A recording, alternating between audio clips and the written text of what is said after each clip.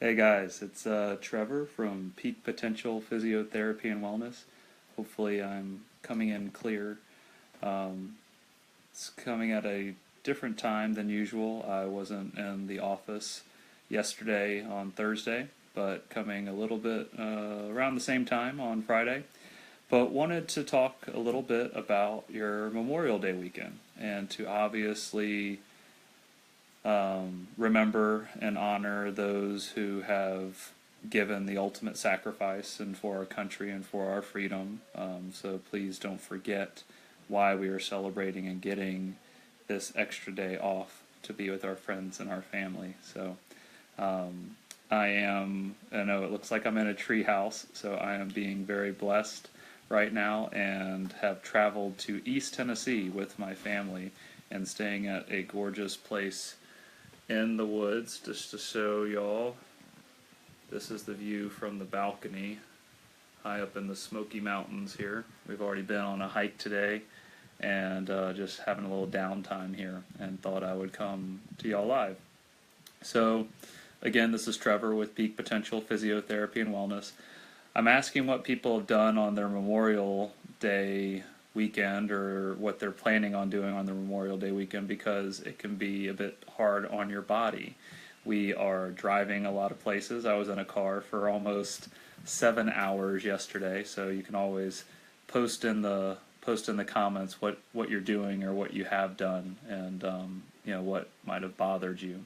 So wanting to give you a few tips that I found that I've done on these long drives that I've done with the kids, as well as talk to you a little bit about our blog, which was recovery from hamstrings, because then sitting for a length of time and then trying to go hiking, or this weekend going and playing volleyball or horseshoes or things that are more active or strange than you're usually able to do.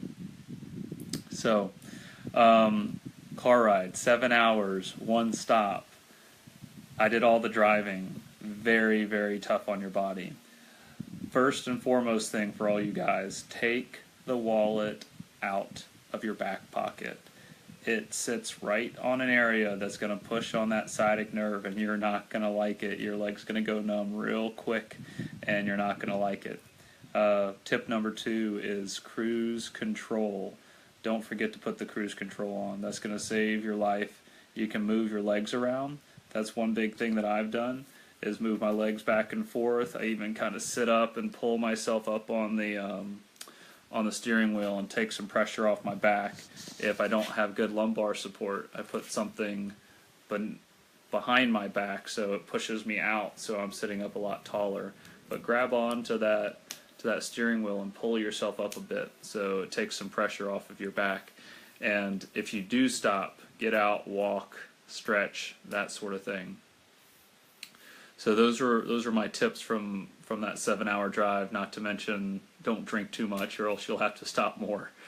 But we all know that we do it for a good cause, for our family or for the fun that we get in the destination that we're going. So as far as recovery, you want to make sure, our blog post was about recovery from hamstring strains. So I'm just going to stand up, maybe you can get a little bit better perspective of where I'm getting to stay. So as recovery from hamstrings, you want to give your body time to heal. So yes, everyone says, should you ice, should you heat, it's whatever feels the best. But those first few days, yes, you want to ice it to allow it to heal. That muscle is knitting back together, especially if it was a big strain. You might have some bruising or something like that. Even if it's a big strain and you might even not felt it. I had a patient who was a power lifter who strained her hamstring doing some squats and thought it wasn't that big of a deal, and we were going to needle her to get her back on her regimen, and she comes in and had big old bruise, hematoma. So that's a grade 2 hamstring strain that you got to give it some time. Okay, so we're talking tissue healing, that 4 to 6 weeks to just even heal back together. Then once it's starting to heal back together, you want to load that tissue, put some strain on it, then you can start stretching it. If it's bruised, you got to give it some time though, okay? Your body needs time to heal, guys, all right? So in that along those lines, once it starts to heal, is then you start stretching it, start loading it with any kind of strain to the body. Definitely a strain is when the muscle tears. Sprain is when the joint is irritated. When it is strained, you want to load it, but what we call eccentrically, or a negative load. So that's a load under pressure in a lengthened position. So it's for a hamstring, you'd want to do hamstring curls, lifting up with both legs and lowering down slowly, or what's called a Nordic or a reverse hyperextension. Those are going to allow you to be able to strengthen that tissue in a lengthened position. Okay, so those are just little tips on recovery from a hamstring strain, as well as some things that you might want to do if you're going to be in the car a lot over this Memorial Day weekend. But thank you, and just praying for all those families and that have lost people and that we're remembering during this Memorial Day weekend.